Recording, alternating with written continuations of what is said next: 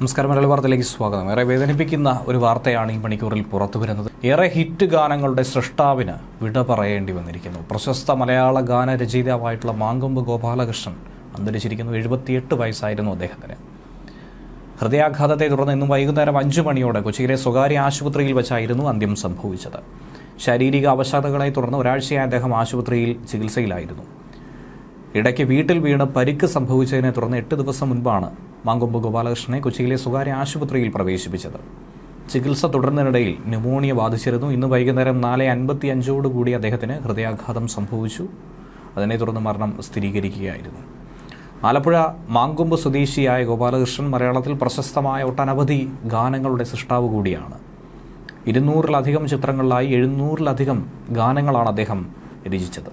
കൊച്ചിയിലെ സ്വകാര്യ ആശുപത്രിയിൽ 3 കുട്ടികളും മക്കളും മരണസമയത്ത് ഉണ്ടായിരുന്നു. ബാലചന്ദ്രൻ ചുള്ളിക്കാട് അടക്കം ആശുപത്രിയിൽ എത്തിയിട്ടുണ്ടായിരുന്നു. സംസ്കാര സമയത്തെക്കുറിച്ച് കൂടുതൽ വിവരങ്ങൾ പങ്കുവച്ചിട്ടില്ല. MA ബിരുദധാരിയാണ് മാങ്കൊമ്പ് ഗോപാലകൃഷ്ണൻ. അദ്ദേഹത്തിൻ്റെ ആദ്യ ചലച്ചിത്രം വിമോചന സമരമാണ്. വയലാർ, P. ഭാസ്കരൻ, PN ദേവ് എന്നിവരോടൊപ്പം ഗാനം എഴുതിക്കൊണ്ടാണ് മലയാള ചലച്ചിത്ര രംഗത്തേക്ക് കടന്നു വന്നത്. 1975 ലക്ഷാർച്ചന കണ്ട് മടങ്ങുമ്പോൾ എന്ന ഗാനം ഉൾപ്പെടെ 6 ഗാനങ്ങളുള്ള ഹരിഹരൻ സംവിധാനം ചെയ്ത അയലത്തെ സുന്ദരി എന്ന ചിത്രത്തിലെ ഗാനങ്ങൾ രചിച്ചു. പിന്നീട് ബാബുമോൻ എന്ന ചിത്രം പുറത്തു വന്നു. ഹരിഹരൻ എന്ന സംവിധായകന് വേണ്ടിയാണ് ഏറ്റവും അധികം ഗാനങ്ങൾ മാങ്കൊമ്പ് ഗോപാലകൃഷ്ണൻ ചിട്ടപ്പെടുത്തിയിട്ടുള്ളത്, രചിച്ചിട്ടുള്ളത്. അദ്ദേഹത്തിൻ്റെ വരികൾക്ക് ഏറ്റവും കൂടുതൽ തവണ ഈണം പകർന്നത് MS വിശ്വനാഥനായിരുന്നു.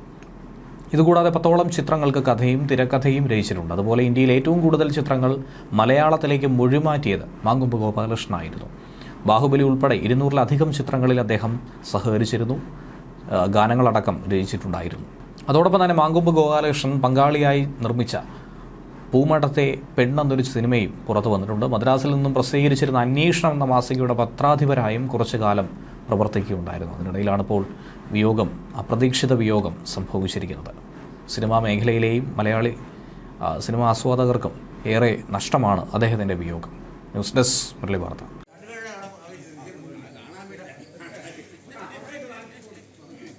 കളിക്കുന്നോണ്ട് വരുന്നുണ്ടോ?